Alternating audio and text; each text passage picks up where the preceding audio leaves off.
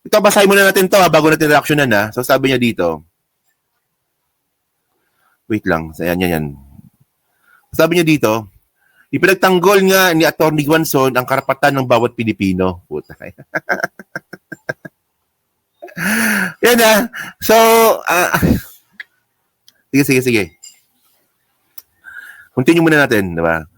Pinagtanggol nga ni Atty. Guanzon ang karapatan ng bawat Pilipino. Walang sinumang dayuhan ang maaring magpalabas sa kahit na sinong Pilipino sa kahit saang lugar sa sarili niyang bansa, may ubo man o wala.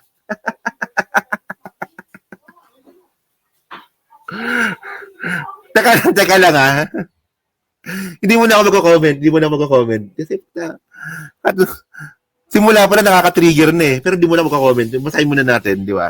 Para makuha natin yung essence ng statement ni Robin Padilla. Kung may essence man yan. Gago talaga to, no? Hindi ko mapigilan eh. Sige, tingnan nyo ha. Puta, kinonekta ni Robin Padilla yung pag-ubo ni Rowena Guanzon para daw pagtanggol ng Pilipino sa ibang bansa. Puta, anong connection nun? Sige. Continue muna natin, sige. Sabi dito, pasalamat nga ang dayuhan na yan at hindi siya kinuyog sa kayabangan niya na sitahin na isang senior citizen. Okay, sige.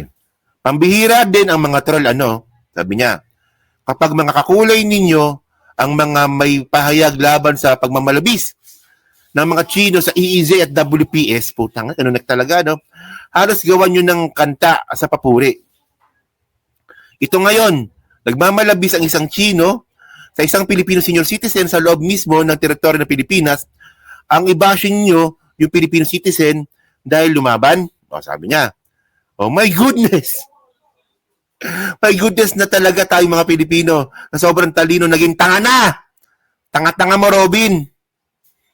Walang yan na to, no?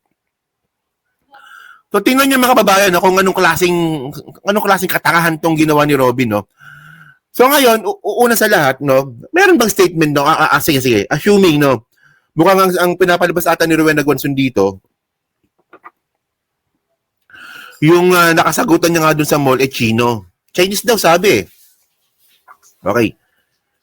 So, paano kapag hindi Chinese yun? So, paano tayo makakasigurado na Chinese nga yung nakausap ni Rowena Guanzon? Tandaan nyo kanina,